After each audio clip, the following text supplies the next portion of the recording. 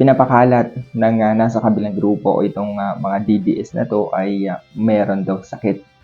Itong presidente natin mga kabayan. Mga kababayan, good morning po sa inyo lahat. Muling pagbabalik kay Dina 28. At ito mga kababayan na pinapakalat ng nasa kabilang grupo itong mga DDS na to ay meron daw sakit. Itong presidente natin mga kabayan at dun sa pinost o pinopost nila, pinapakalat nila ang fake news yung patungkol sa pagdalo ni BBM doon sa ginawang araw ng kagitingan mga kababayan. So, ito ipapakita ko sa inyo yung katotohanan mga kababayan. Dito po sa RTBM, naka-live po mismo ang RTBM kung saan nandun po si BBM sa ginawang selebrasyon ng o araw ng kagitingan mga kababayan. At ito ang matindi mga kababayan. Itong mga DDS, nagpapakalat sila ng fake news, pati kapwa nilang DDS o supporter, ay kumbaga gusto nilang o pinapaniwala nila mga kababayan si BBM ay merong sakit. Yan yung gusto nilang ipalabas mga kababayan. Pero ang totoo is wala po. Kasi nga, umattend din si BBM doon sa ginanap ng araw ng kagitingan. Mismong live po ng RTBM yan. Mismong live ng RTBM. Ito po yung katotohanan. Ito yung sinasabi ko sa inyo na live mismo ng RTBM at nandun itong presidente ng bansang Pilipinas. Diba?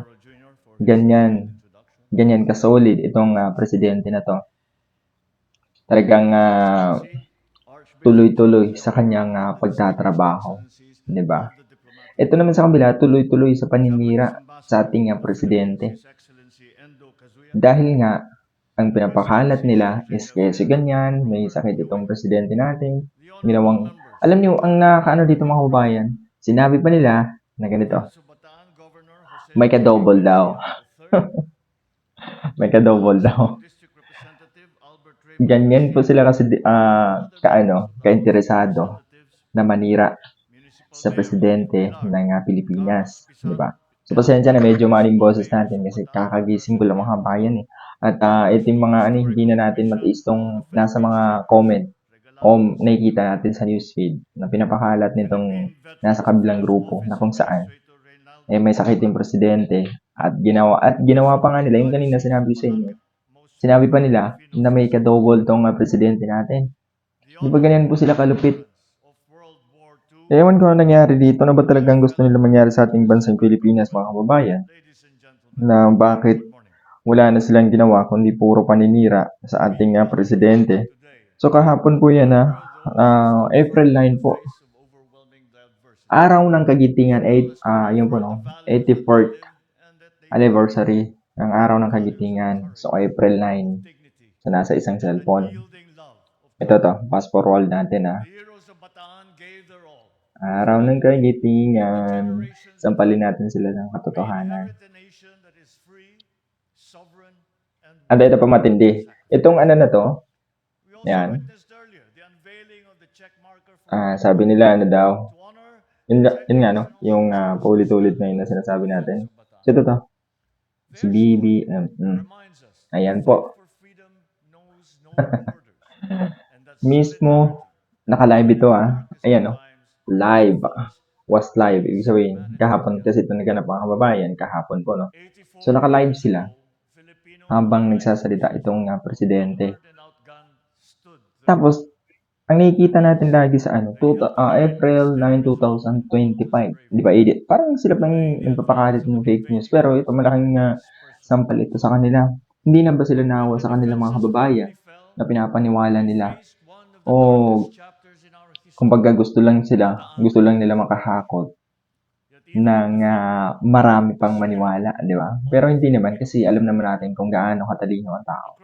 Ito yung sinasabi ko lagi mga kabayan sa ating vlog, kapag mayroong mga bagong posting, is gamitan natin ng pag-iisip, gamitan natin ng utak mga kabayan. Dahil nga, ito sa kumakalat lagi na fake news na nasa kabila. Kumbaga, bago tayo maniwala doon is alamin natin yung buong katotohanan. Kung anong makita natin ng ganun, naniniwala tayo ngayon. Huwag po ganun mga kabayan. Kasi nga, sa bandang huli, mapapatunayan din na yun ay fake news. Di ba? Eh, yung ginawa nila, alam mo yung ginawa nila, kinalat nila, ganun, 2025, araw ng kagitingan, April 9. Ginawa, yung year, pinalitan nila ng 2025. O, yun yung celebration ng 2025 is yun yung kinuha nila at kinosting. So, ngayon, yan pa yung pinapakalat nila mga kabayan. So, katunayan nga, meron akong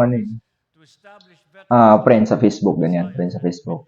So, nag-posting siya, sabi niya, asan si ganito, asan si... Kasi, alam mo yung mostly tawag nila sa presidente, tinatawag nilang bangag, di ba? So, yun, nakita ko dun sa post ng kaibigan ko sa Facebook, sabi niya, asan daw si asan si bangag. Doon ako na-trigger, sabi ko, posible wala tong presidente na to. So, ngayon, chinek ko mga kababayan, nung nakita ko, sabi ko, fake news to. Kasi kaka-live lang ng RTBM. Yun, so pinasukan ko na siya. Sabi ko, ano ba yung sabi ko sa kanya? Ay, hindi, pinasa ko yung naka-live, screenshot, pinasa ko sa kanya. Sabi ko, ito yung hinahanap niyo. So, ngayon mga kababayan, alam niyo ba yung posting na yun? Is, binura. O, di ba? Pati nga itong mga supporter nila, ginagawa nilang kumbaga, napapaniwala nila. So, maya-maya, is nung, binalikan ko, gaya sabi ko kanina, binura. O, di ba? E di, pati siya na fake news. Pati siya nasampal ng katotohanan. Di ba?